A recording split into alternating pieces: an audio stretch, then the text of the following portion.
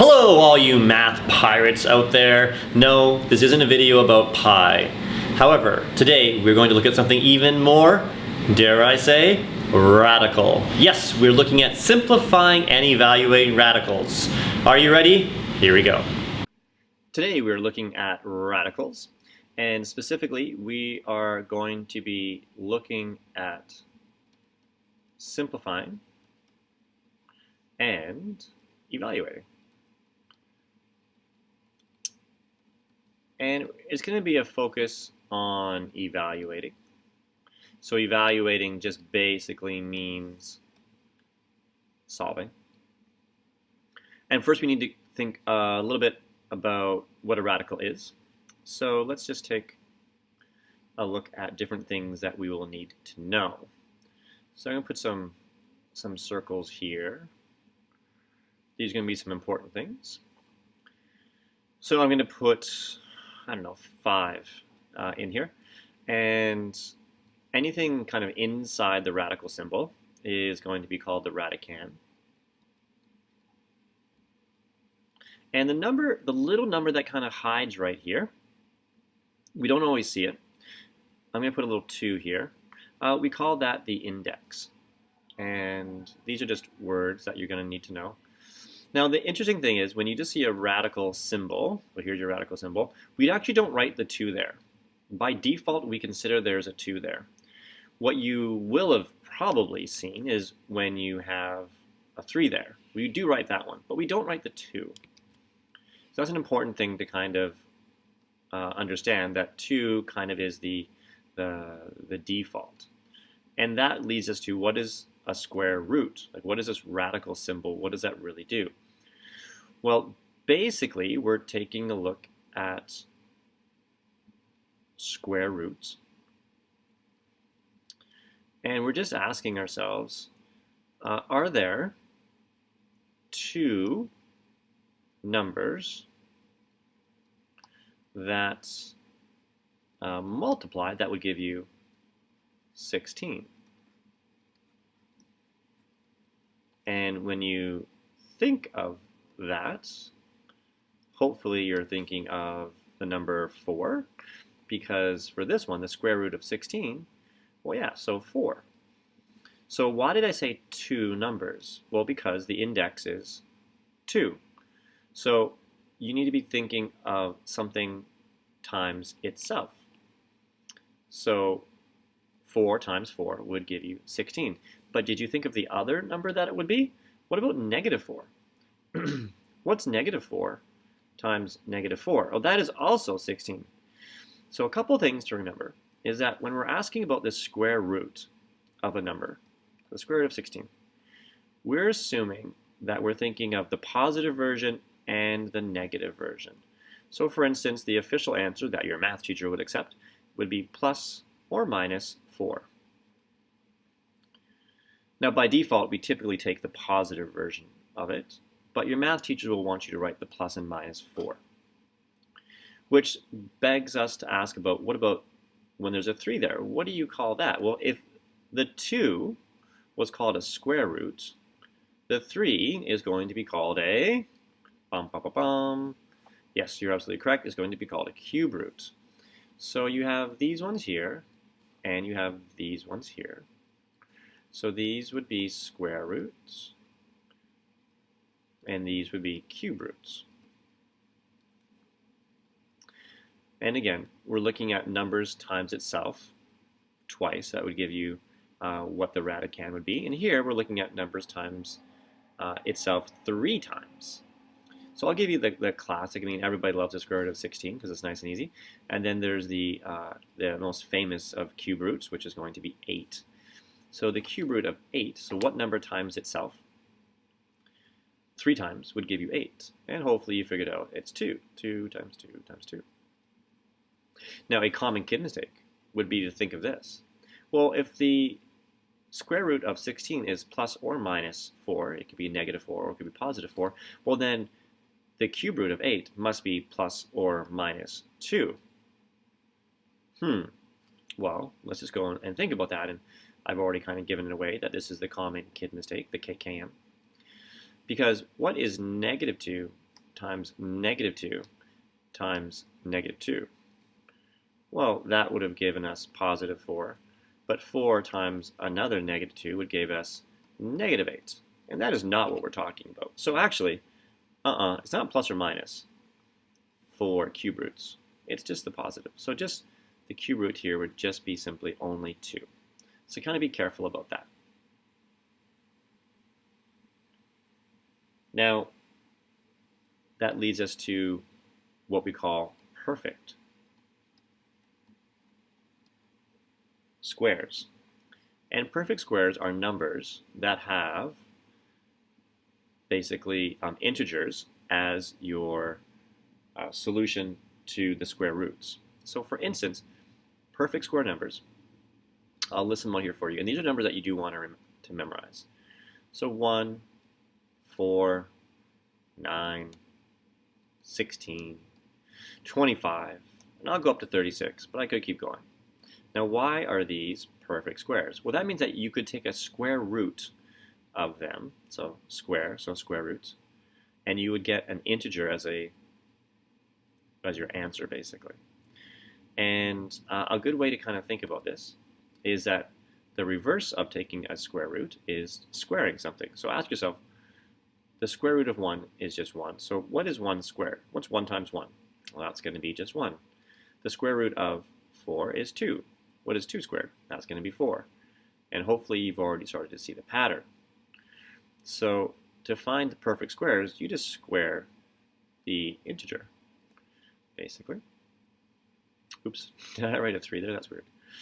That just makes me upset. There we go. Let's make it nice and clean. There you go, squared. 5 squared, and then 6 squared, etc., etc. So these numbers here you really want to memorize because these are your perfect square numbers. Now, if those are perfect square numbers, are there perfect cube numbers? Well, sure. Just think about it this way. What's 1 cubed? 1. What's 2 cubed? Well, that'll be 8. What's 3 cubed? That's going to be 27. What's 4 cubed? Uh-oh, now you're getting into like, oh, do I remember all my numbers? 64. Then there's, what's the next one? 5 cubed. I think that's 125. And then is it 256? I think so, I think. It starts getting really big. And that's when I started to break up the calculator. So these numbers here are your perfect cube numbers. And for the most part, I think math teachers only go up to about 5. Sometimes they go to 6 or 7, but that's about it. So square roots, cube roots, hopefully you have some good knowledge now of radicals and what we're kind of asking about. And we're going to start taking a look at how to go and evaluate these things or simplify. And there's a few things that we want to kind of point out. There's a law, so I want to go and point out a law. And this is kind of maybe your very first radical law. And it says this: if we have a fraction as a radicand, we can actually go and rewrite that as the square root of x over the square root of y. Now this is pretty cool. And why is that? Well, let's just go take a look at an example. And the example, you're probably going to have to watch a few more videos to fully appreciate this example. But I'm just going to go and maybe I'll start off with a non-example. What's the square root of 3? Does anybody know? Well, is this a perfect square number, 3? No, it wasn't in those other numbers I just showed you. So actually, you would answer the square root of 3. You would answer it as the square root of 3. Ta-da! Easy peasy. Yes, you don't go and give me the decimal answer. Teachers don't want the decimal answer. Teachers want the radical answer, the radicand. Yeah, nice and easy. Okay, so teachers want you to leave it like that. Teachers don't want decimals. Ugh. Teachers hate decimals, as do students, I think. What this will lead to is the following question. So here's your real example. New color. What's the square root of 16 over 3? Well, let's just go and rewrite this, shall we? This would be rewritten as 16 over the square root of 16 over the square root of 3. Well, we know what the square root of 16 is. It's just 4 over the square root of 3. So you see how you can go and kind of split these up and start to simplify things. Now, I will give you a spoiler alert. Spoiler alert. If you wrote this answer on a test, it's not quite done. There's something that is called rationalizing the denominator. That is not the scope of this video. So stay tuned for the future upcoming video that will talk about rationalizing denominators. But I want to show you the idea of how you can go and split up basically square roots. Why do I want to go and show you that? Just for fun? Well, no, because I'm going to give you questions that might look something like, go and tell me what is the square root of 4 over 25. Like, ooh, the square root of 4 over 25. Okay, well, actually, I know I can rewrite this as the square root of 4 over the square root of 25, which would mean that would be 2 over 5. Just like that. That's pretty easy peasy, isn't it? That's not too bad. So do realize that. Did I just hear something? Did you just think that you have to go plus or minus 2 root 5? You do have to go plus or minus 2 root 5. You could take the positive or the negative version of those ones and still get the same answer. So good on you for remembering to have that plus or minus sign there. Let's go and do maybe a few other things that might kind of pop up for you. And we need another law. So this is like law number 2. Now, is it a law? I don't know if it's a law. But I'll write it as a law, just for fun. And I'll use z root x. Yeah, that'll work. So just to kind of tell you what's going on here, because this is an important thing, is there is a invisible multiplying sign here. Multiply. So this is saying z times the square root of x. That's what it's basically saying. So that is really important to see. And what an example of that might look like is, let's say you had 3 root 25. So 3 root 25. And for here, you would say, well, this is 3 times the square root of 25. Now, these are the times when you're just going to take the positive version. So the square root of 25 is just 5. So this is 3 times 5, and that would just give you 15. Boom, like that. So when you're kind of doing it that way, you're just kind of taking the positive version of that stuff. So do kind of realize that. Now, that's one way that you can go and kind of simplify things. So that's what a teacher would want you to go and do.